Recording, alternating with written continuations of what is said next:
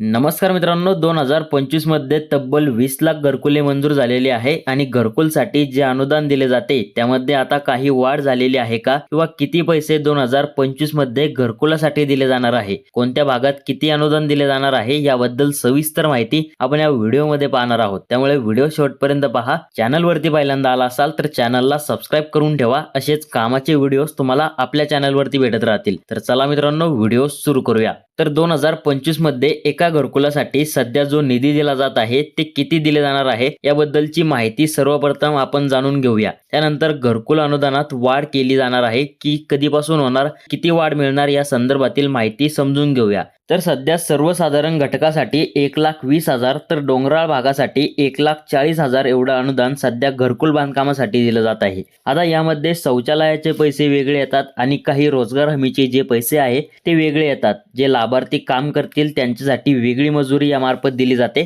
आणि काही भागात ती निधी दिले जात नाही। ज्या लाभार्थ्यांचे घरकुल 5 जानेवारी 2025 पर्यंत मंजूर झालेले आहे त्या लाभार्थ्यांना भागानुसार 1,20,000 ते 1,40,000 एवढे अनुदान सध्या दिले जात आहे। परंतु आता महागाईच्या काळात 1,20,000 मध्ये घराचे काम होत नसल्याने महाराष्ट्र सरकारने आता वाढीव अनुदान मिळवण्यासाठी केंद्र सरकारकडे मागणी केलेली आहे। याबद्दलची माहिती स्वतः मुख्यमंत्री देवेंद्र फडणवीस साहेब यांनी स्पष्टपणे सांगितलेली आहे। त्यांनी केंद्र सरकारकडे वाढीव अनुदानासाठी प्रस्ताव पाठवलेला आहे। त्याबद्दल अजून काहीही प्रतिक्रिया आलेली नाही, परंतु येणाऱ्या अर्थसंकल्पात हे डिक्लेअर केले जाऊ शकते अशी माहिती समोर येत आहे। सध्या तरी याबद्दल काहीही अपडेट देण्यात आलेली नाही। तर सध्या ग्रामीण भागात 1,20,000 तर डोंगराळ भागात 1,40,000 एवढे अनुदान दिले जात आहे। यामध्ये काही अपडेट आल्या तर तसा व्हिडिओ आपल्या चॅनलवरती बनवला जाईल। त्यामुळे चॅनलला सबस्क्राइब करून ठेवा, वेळोवेळीच्या ज्या अपडेट आहेत त्या तुमच्यापर्यंत पोहोचत जातील।